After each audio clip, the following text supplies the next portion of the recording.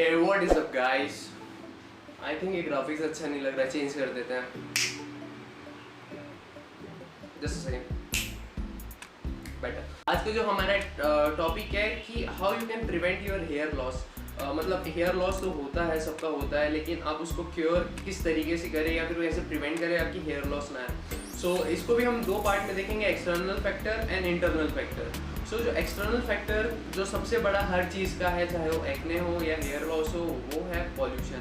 सो आप जितना हो सके पॉल्यूशन से बचे। आप या तो अगर कहीं बाइक में जा रहे हो तो हेलमेट ऑब्वियसली आपको पहनना ही चाहिए, और आप नॉर्मली अगर पैदल भी चल रहे हैं तो ट्राई करिए कि आप अपना हेड और फेस जो है अच्छे से कवर कर ले, ताकि पॉल्यूशन आपके मतलब बॉडी में ज़्यादा ना है। First thing. सेकेंड थिंग, आप जो शैम्पू यूज़ कर रहे हैं उसमें माइट बी पैराबिन कंटेंट हो सकता है। जैसे भी जो नॉर्मल शैम्पूस आते हैं नॉर्मल रेंज में, तो आप देखोगे तो उसमें पैराबिन करके एक कंटेंट रहता है जो बहुत हार्श रहता है हमारे बालों के लिए। सो आप वो मत लीजिए। पैराबिन कंटेंट कौन कौन से शैम्पू में पाया जाता है, जितने भी मोस्टली आप देखते हैं, जैसे कि व्हाट आई सजेस्ट कि you should never use clean and clear, clinic plus, head and shoulder, इस टाइप के आप मत लीजिए, क्योंकि इसमें मेरे हिसाब से ये हार्श रहता है। मुझे खुद को when I using head and shoulder मुझे खुद हेयर लॉस की बहुत ज़्यादा प्रॉब्लम हुई थी। So what I suggest, what I am using is माइल्डी शैम्पू। इसमें पैराबेन कंटेंट नहीं है, या फिर आप केटॉन्स के शैम्पू यूज़ कर सकते हैं जिसमें कैरेटिन के कंटेंट है, जैसे कि केटाकेनाजोल, केटॉन, या फिर आप ट्रेसेमे का शैम्पू यूज़ कर सकते हैं जो अभी कैरेटिन के लिए आया है। सो ये सब आपके लिए अच्छा रहेगा आपकी हेयर की ग्रोथ के लिए।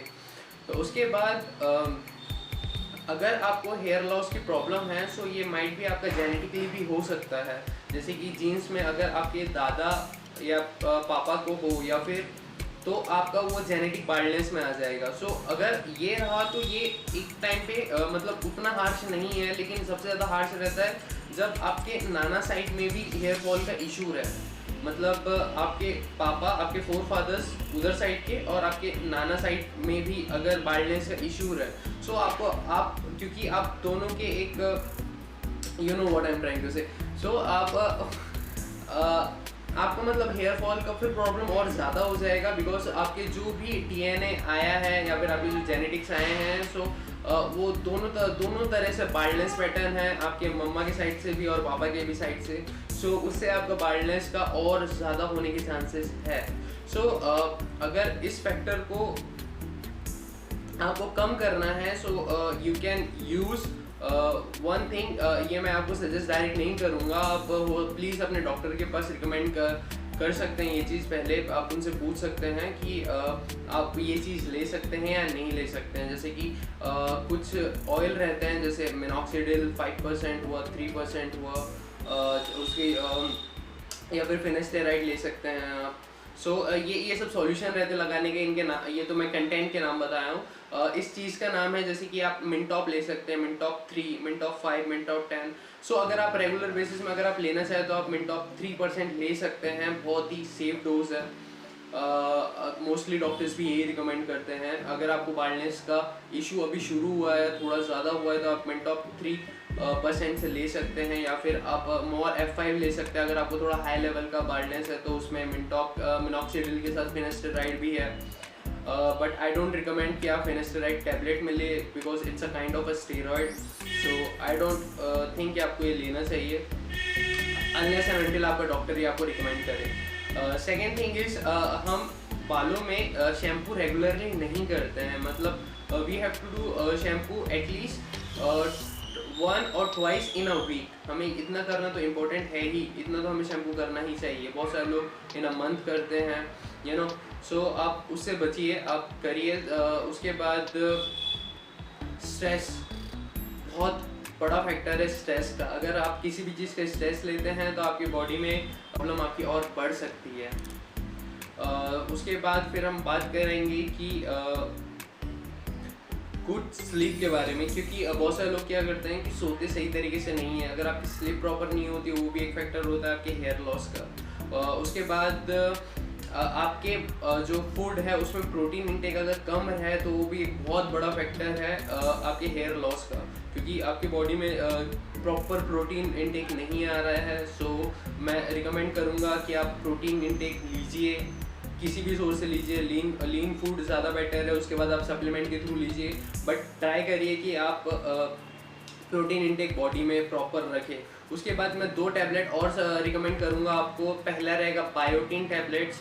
आप कोई भी कंपनी की 5 mg की बायोटीन की टैबलेट्स ले सकते हैं, बहुत सारी है।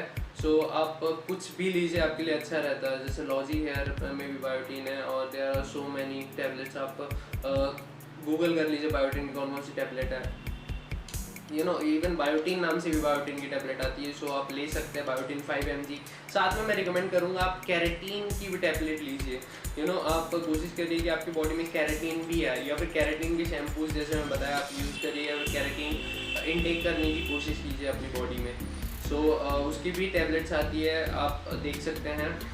सो बायोटीन, कैरेटीन, ये बहुत एसेंशियल चीज़ें हैं आपके बॉडी के लिए, आपके हेयर के लिए। साथ में व्हाट आई सजेस्ट किया, आप ओमेगा 3 ओमेगा 6 भी प्रॉपर तरीके से रखिए। गुड फैट है वो, आप टैबलेट ले सकते हैं, सीकॉड आती है, और भी बहुत सारी टैबलेट्स हैं। सो आप ट्राई करिए वो लेने की, या फिर अलसी वगैरह भी खा सकते हैं आप, उसमें भी ओमेगा 3 है आई थिंक। सो आप ट्राई करिए ये सब लेने का। साथ में दैट्स ऑल आई थिंक।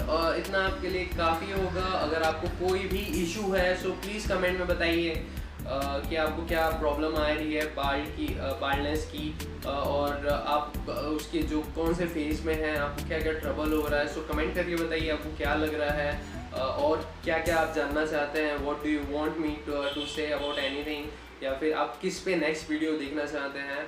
सो मैं उसी पे बनाने की फिर कोशिश करूँगा। And thanks guys, thanks you all, hope you like our content.